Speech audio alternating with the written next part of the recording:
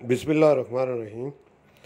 आज की वीडियो में विटामिन बी 12 की डेफिशिएंसी के बारे में बातचीत करेंगे कि विटामिन बी 12 की डेफिशिएंसी कैसे होती है और अगर ये डेफिशिएंसी हो जाए तो इससे कौन कौन सी अलामात पैदा होती हैं और इसको कैसे कंट्रोल किया जा सकता है। तो आइए शुरू करते हैं आज की इस वीडियो में।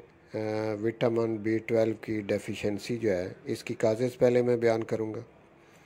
इसकी तीन बड़ी काजेज़ हैं। पहली काज इसकी यह है कि डाइट हमारी जो है वो उसका बैलेंस ना होना। जो लोग अपनी बैलेंस डाइट की तरफ ख्याल नहीं करते, यानी बैलेंस डाइट का मतलब ये है कि ऐसी खुराक आप खाएं जिसमें हर किस्म के विटामिन मौजूद हों। सारी चीज़ें जो आपकी खुराक पूरी करती हो उसको आप एक हफ़्ते के ऊपर डिवाइड कर लें। मसलन हफ़्ते में एक दिन रख लें आप बीफ, एक दिन मटन रख लें, एक दिन फ़िश रख लें, 3 दिन ये हो गए। और इसके बाद दालें रख लें और फिर अगले जो 3 दिन बच जाएंगे उसमें सब्ज़ी रख लें, वो भी बदल के रख लें। किसी दिन और सब्ज़ी पकाई, फिर अगले दिन और पकाई, फिर इसी तरह। तो पूरे हफ्ते का ये आप एक टाइम टेबल बना लें। तो इसके मुताबिक अगर आप चलेंगे तो आपकी जो डाइट है वो बैलेंस हो सकती है। और इस डाइट में आप फलों का इस्तेमाल भी करें और कच्ची सब्जियां जो हैं यानी सलाद की शक्ल में आप उनका इस्तेमाल भी करें। दूध का कप भी पिएं। पानी गर्मियों में कम से कम 14 गिलास पानी पीना ज़रूरी होता है और सर्दियों में इसका हाफ़ कर लें। तो ये सारी चीज़ें जो हैं इनका जब आप ख्याल करके खुराक खाएंगे तो ये आपकी डाइट बैलेंस होगी। तो जब डाइट बैलेंस नहीं होती तो एक वजह इसकी ये है कि इससे विटामिन बी 12 की डेफिशिएंसी हो सकती है। अब दूसरी वजह है कि स्टमक डिसऑर्डर यानी मैदे की जो बीमारियां हैं उसकी वजह से भी विटामिन बी 12 जो है इसकी डेफिशिएंसी या कमी हो सकती है। वो लोग जो ज़्यादातर मैदे की बीमारियों का शिकार रहते हैं उनको विटामिन बी 12 की कमी हो सकती है। तो अपने मैदे का कोई मसला हो तो इसको फौरी तौर पे उसका ट्रीटमेंट करवाएं, किसी डॉक्टर से मिलें, अपनी खुराक की तरफ ध्यान दें। तो जो भी आपकी तरफ से कोताही हो रही है आप उसका सद्देबाब करें तो मैदा इंशाल्लाह आपका ठीक हो जाएगा। तो ये दूसरी बड़ी वजह है विटामिन बी 12 की कमी की। अब तीसरी बड़ी वजह मेडिसिन का इस्तेमाल, ख़ास करके जो लोग अंधाधुंध दवाइयाँ खाते रहते हैं या उनका छोटी छोटी बात पे यही होता है कि दवाई फ़ौरन लो, अपनी मर्ज़ी से सेल्फ़ मेडिकेशन कर लेते हैं, स्टोर से जाके दवाइयाँ ली और खाना शुरू कर दिया। तो ऐसे लोगों को भी एक तो मैदा ख़राब होता है, बाकी भी सारे सिस्टम उनके जो हैं वो ख़राब होते हैं और साथ में विटामिन बी 12 की कमी भी हो जाती है।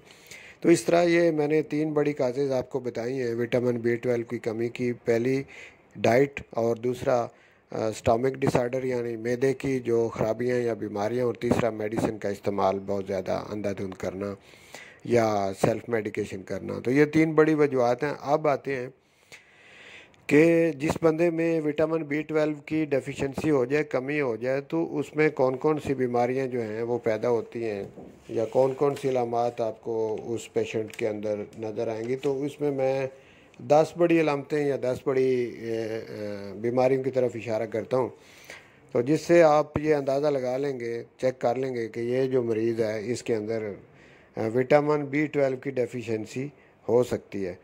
पहली वजह तो ये कि कॉन्स्टिपेशन होती है ऐसे मरीज़ों को, यानी कब्ज़ होती है ऐसे मरीज़ों को जिनमें विटामिन बी 12 की कमी होती है। और दूसरे नंबर पे डायरिया के शिकार हो जाते हैं ये जो पेशेंट होते हैं जिनमें विटामिन बी 12 की कमी होती है, उन्हें डायरिया अक्सर हो जाता है। कभी डायरिया कभी कॉन्स्टिपेशन अदल बदल के रहता है। और तीसरी अलामत या तीसरी बीमारी ये है कि एनोरेक्सिया के शिकार यानी लॉस ऑफ एपिटाइट या भूख की कमी हो जाती है ऐसे मरीज़ों को। और चौथी वजह इनमें गैस ट्रबल का होना। तो ये कुछ पेशेंट जो हैं उनके अंदर मैदे की और इंतड़ियों का मसला होना और साथ में गैस का पाया जाना, ये भी अलामत है इसकी कि विटामिन बी 12 की डेफिशिएंसी हो सकती। चौथी इसकी ये बीमारी अलामत जो भी आप कहें कि नर्व की प्रॉब्लम ऐसे लोगों को हो जाती है जिनमें विटामिन B12 की डेफिशिएंसी होती है। जैसा कि नर्व की प्रॉब्लम में जैसे नमनेस है, यानी सुन्न होना, हाथों का, पाँव का, उंगलियों का या जिस्म के किसी एरिए का सुन्न हो जाना, ये नमनेस होती है, ये नर्व प्रॉब्लम है। तो टिंगलिंग होना, नमनेस होना, ये है। और इसके बाद है मस्कुलर वीकनेस। तो ऐसे जो लोग होते हैं जिनमें डेफिशिएंसी हो विटामिन B12 की, उनके मसल कमज़ोर होना शुरू हो जाते हैं, मस्कुलर वीकनेस उनके अंदर पाई जाती है।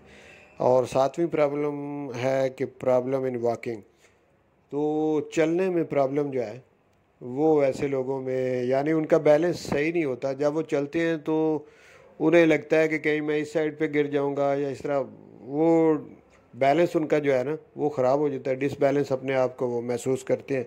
ये भी इशारा होता है विटामिन B12 की कमी की तरफ।